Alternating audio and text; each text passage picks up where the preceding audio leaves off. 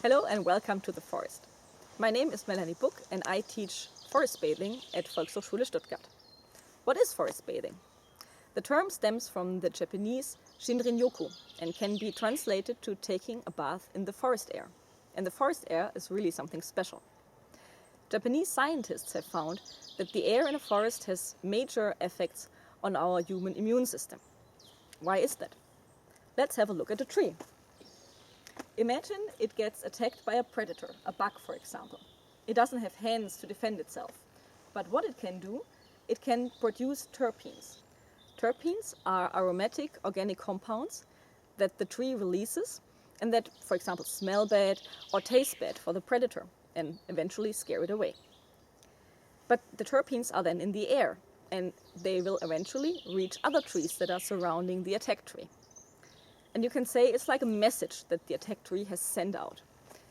The surrounding trees, they take in the terpenes through their bark, through their leaves, and they understand the message as a warning.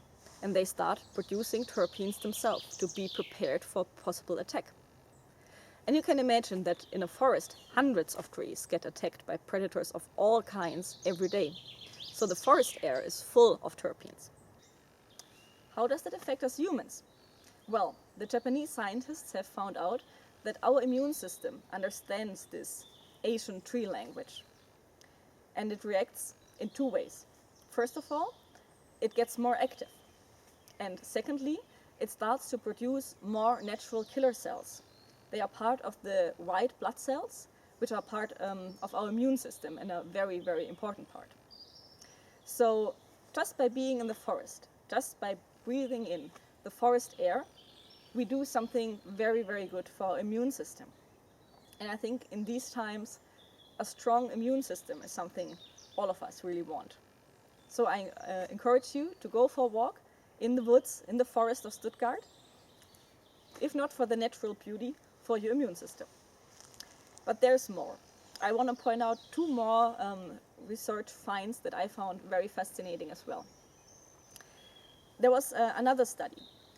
Japanese scientists have sent out two groups for a walk. One group took a walk in the city, the other group took a walk in the forest. And they measured the level of cortisol before and after the walk.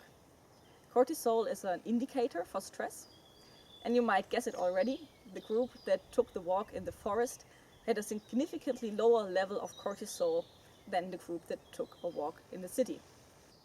So I encourage you as well to go for a walk in the forest to reduce your stress level. The third research I want to point out, and these finds also might help you to bring some of the positive effects of the forest into your home office. There was another research where post-operation patients had some pictures of trees and forests in their rooms. Other patients didn't have those pictures. So the research found that the patients that were able to look at pictures of trees and of woods, they healed quicker than the other patients. And they also found out that when there was a window where the patients could look into green, they needed less painkillers than patients who only looked at other building blocks. So our body, our mind, doesn't really need to be in the forest. It already starts to benefit from the positive effects when you only look at images of forests or of trees. So I encourage you to put up some posters or photos in your home office of trees, of forests, and whenever you feel stressed, sit back, take a minute, take a deep breath, and look at these pictures. And your body will react to it, and eventually you feel less stressed. I hope this little introduction to forest bathing was interesting. Stay tuned for my next videos. There I will point out some exercises that you can do the next time you take a walk in the forest.